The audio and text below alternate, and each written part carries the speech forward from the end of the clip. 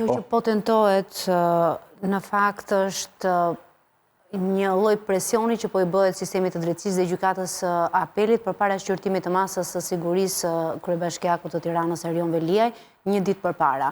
Dhe fakti që përfaqësuesi i studios ligjore Kasovic, Benson and Torres tha që unë do jem në rolin e vëzhguesit, kishte një nëntekst i cili nënkuptonte që jo vetëm do shoh se si respektohet procedura dhe e drejta nga ana e personit të dyshuar për veprat penale të korrupsionit dhe të pastrimit të parave Erion Veliaj, por edhe që sytë e Shteteve të Bashkuara të Amerikës janë tek ky proces gjyqësor. Po të kemi parasysh backgroundin, pra sferën që ka studio ligjore Kasovic, Benson and Torres, Mark Kasovic ka qenë një nga avokatët e presidentit aktual të Shteteve të Bashkuara të Amerikës, zotit Donald Trump, dhe ai ka asistuar edhe në disa çështje ligjore që kanë patur të akuzuar presidentin Donald Trump gjatë mandatit të tij të parë, gjatë viteve 2015 dhe viteve 2017. Megjithatë, ajo që doja të thoja është që studio ligjore është një studio e cila renditet në listën e studiove më të kërkuara në Shtetet e Bashkuara të Amerikës, por fokusi i saj nuk janë çështjet penale, por janë çështjet e të drejtës tregtare dhe çështjet e arbitrazhit ndërkombëtar.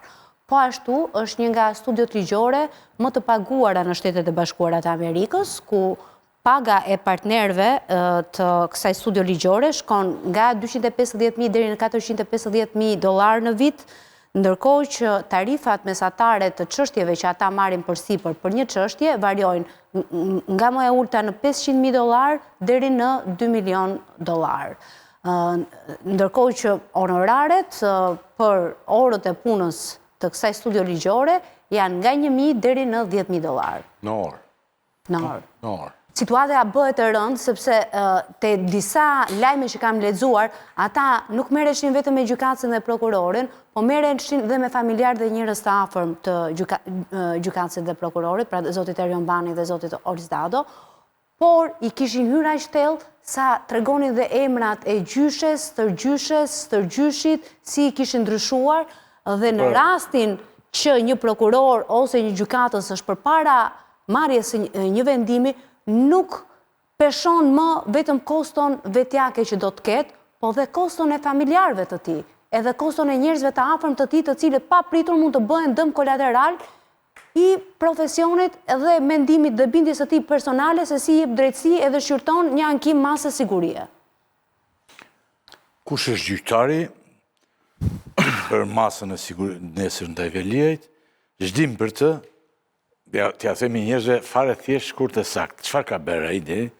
A ka gjykuar çështje të bujshme? Ka gjykuar çështje të bujshme. Emrin mbi emrin. Enigert Pollumbi është gjyqtar. Po që se e kemi e shohim aty. Është gjyqtar në gjykatën e apelit të posaçme, prej disa vitesh aty në fakt. Ai ka gjykuar çështjen e ish-ministrit të brendshëm Erion Veliajt, i cili është Samir Tahiri. Është pikërisht ky që ndiqni. Ndërruar të shikoj se shky gjyqtari, Enigert Pollumbi, i cili ka gjykuar çështjen e ish-ministrit të brendshëm Samir Tahiri, i cili u dënua nga ai duke hequr edhe mundësinë e zotit Tahiri për t'ia ndryshuar dënimin me burg në shërbim prove. Ai ka qenë personi i cili i hoqi nenin 59 dhe Samir Tahiri shkoi në burg. Gjithashtu ai është personi i cili e riktheu Sali Berishës një masë sigurie, pasi gjykata e posaçme vendosi t'i heqë arrestin në shtëpisë, e cila vendosi ta lërë pa një masë sigurie, ai vendosi ta rikthej në një masë sigurie duke u paraqitur 2 herë në muaj në prokurinë e posaçme. Kështu që ky gjyqtar ka treguar që në momente presionit më dha, ka ditur t'jap një vendim bazuar në prova dhe fakte. Kështu që kam përshtypjen që këto 2 raste tregojnë se sa mund të intimidohet një gjyqtar si Enigert Pollumbi. Kështu që duhet pritur edhe pak, ju e thatë që nesër është dita e madhe dita madhe e provës, por duke patur parasysh se çfarë ka ndodhur deri në këto momente me këto raste që unë tregova, por edhe me arsyet pse prokuroria e posaçme kërkon ta mbajë në qeli zotin Veliaj, unë kam përshtypjen që Erion Veliaj do ta ketë shumë vështirë që t'i ndryshohet një masë sigurie, aq më tepër që do të hapet edhe një precedent për raste të tjera me të njëjtat akuza. E thatë ju. Atëre, Kalaja, ndihmoni lutem? Po, jam shumë dakord. Po, që ti je dakord, duhet të dalësh të shfaqet të të japin.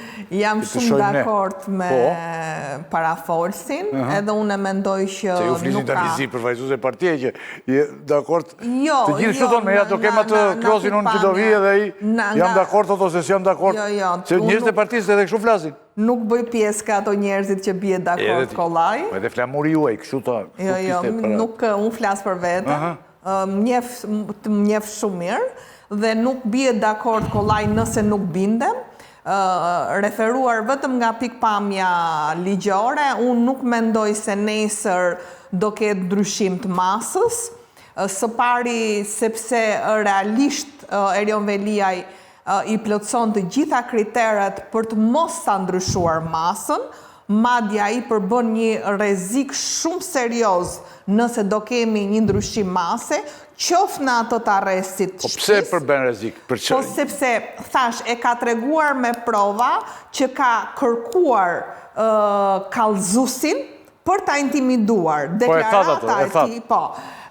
Intimidimi në mënyrë publike i prokurorit dhe i gjyqtarit të shkallës parë tregon që ai nuk ka rezerva për të bërë intimidimin në mënyrë publike ndaj dy figurave që kanë në dorë çështjen e tij dhe në mënyrë deduktive ne themi imagjino çfarë mund të bëjë ky person në mënyrë të fshehtë.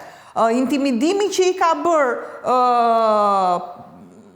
agenti DBK-s dhe statusi i tij ligjor, nëse ai do të dali me masë më të lehtë, është një problematik shumë e lartë për fshehjen, manipulimin e provave dhe nga ana tjetër të gjitha këto komponent e bëjnë jo vetëm gjyqtarin që të qëndrojë fort në masën e sigurimit arrest në burg, po edhe vetë analiza që ka bërë gjyqtari në shkallë të parë, Erion Bani, tregon se ai jo vetëm që nuk ka shfaqur pendes për mënyrën, e ka shprehur dhe vetë Erion Veliaj këtë, për mënyrën se si ka vepruar deri më tani, qëndrimi në burg, atë e ka bërë edhe më agresiv ndaj gjyqtarit dhe prokurorit.